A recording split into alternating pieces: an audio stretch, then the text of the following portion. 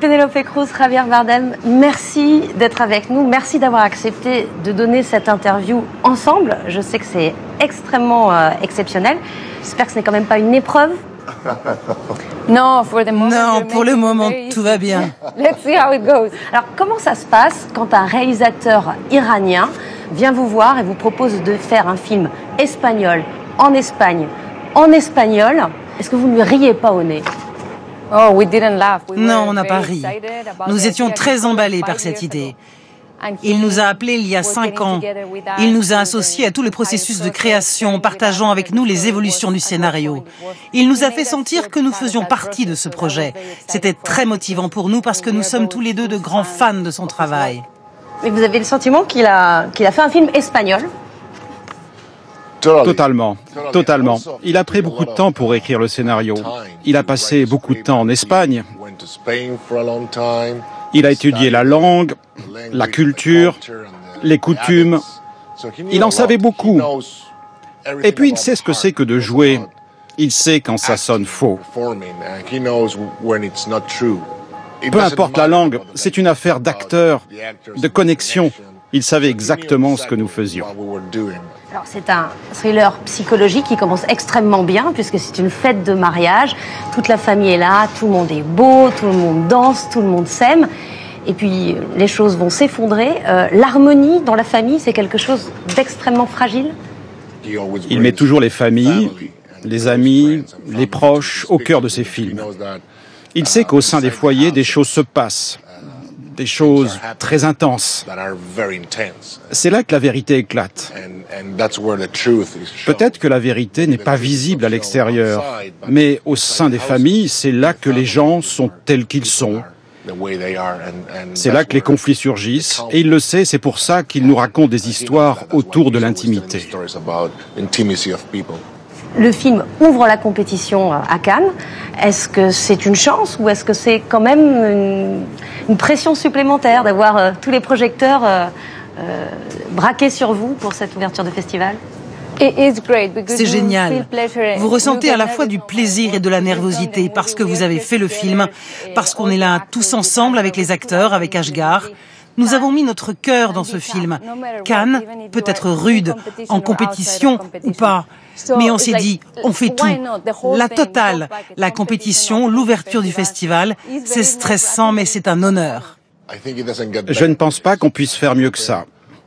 Ouvrir l'un des festivals de cinéma les plus importants au monde, avec un film de Ashghar Farhani, dans notre langue de cœur, ce qui nous touche, et aux côtés de sa femme, rien ne peut être plus beau. Et si les gens aiment ce film, ce sera encore mieux. Mais ça, nous le saurons demain. Vous avez déjà tous les deux une belle histoire avec ce festival de Cannes. D'abord, vous êtes venus souvent, vous avez été membre du jury également, et puis vous avez tous les deux gagné le prix d'interprétation. Vous avez énormément de points communs. Vous avez commencé vraiment, vous avez lancé votre carrière dans le même film, Ramon Ramon de Bigas Lunas. Vous avez des carrières européennes et hollywoodiennes. Vous avez reçu un Oscar à 1 an d'intervalle, je crois. Et ce parallélisme de vos carrières, est-ce que ça vous surprend vous-même? Oui. C'est magique, c'est vrai. C'est très particulier, c'est génial. Nous ne l'avons pas fait exprès, c'est juste arrivé. On ne peut pas planifier ce genre de choses. C'est magnifique, parce que nous partageons beaucoup d'expériences similaires. Nous savons ce que tout cela signifie. Cela nous donne plus de force pour comprendre le travail de l'autre. Vous avez fait la grève des tâches ménagères lors de la Journée des femmes il y a peu de temps, en Espagne. Est-ce que c'est un rôle qui vous tient à cœur aussi, le rôle de la défense de la cause féministe? J'y étais. C'est important. Cette fois, ce n'était pas juste symbolique. Je pense que cette année est différente. Je pense que nous n'avons plus le choix. Quelque chose va changer pour toujours. Je ne sais pas à quelle vitesse. J'ai l'espoir que cela va changer profondément. Parce que c'est ce qui est juste. Nous devons le faire ensemble, hommes et femmes réunis. C'est la seule façon de faire bouger les choses. Et vous l'avez soutenu, bien sûr. Bien sûr, ce mouvement doit être soutenu. Elle dit que c'est une affaire d'hommes et de femmes ensemble et pas les uns contre les autres, sinon on n'ira pas loin. Il faut éduquer les enfants dès le plus jeune âge, leur apprendre à se respecter et à se considérer à égalité, peu importe la couleur de la peau, les origines ou le sexe. Alors comme vous êtes deux, je vais vous poser des questions comparaison, mais vous allez voir, c'est très facile. Lequel de vous deux passera le premier derrière la caméra pour réaliser un film? Ah, c'est vous! I think so, non? Je crois.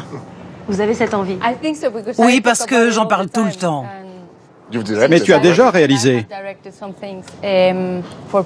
J'ai réalisé une publicité et aussi un documentaire sur les enfants atteints de la leucémie.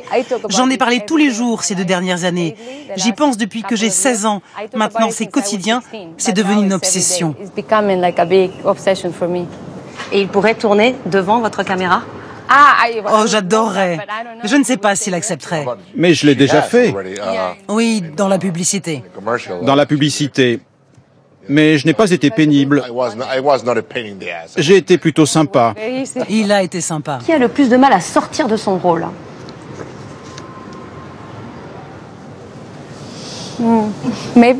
Peut-être que c'est pareil pour nous deux.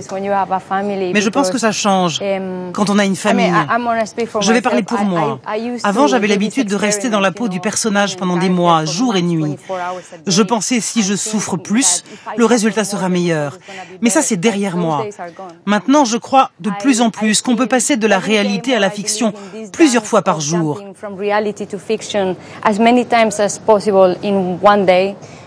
C'est ça, jouer la comédie. Et c'est ce qui est beau. Qui parle le mieux l'anglais? Elle. Lui. Qui arrive à perdre totalement son accent espagnol? Non, c'est impossible de perdre son accent complètement. Nous continuons à travailler, mais c'est impossible. Et puis nous vivons à une époque où on n'a pas besoin de le perdre complètement. C'est génial d'avoir cette particularité. C'est un honneur. En 3 mots pour définir l'autre, quels adjectifs utiliseriez-vous? Une belle personne, généreuse, attentionnée. Généreux, honnête, brillant. Merci beaucoup à tous les deux de nous avoir accordé cette interview. C'était vraiment un plaisir. Et on vous retrouve donc dans Everybody Knows dès demain. Merci beaucoup. Merci beaucoup.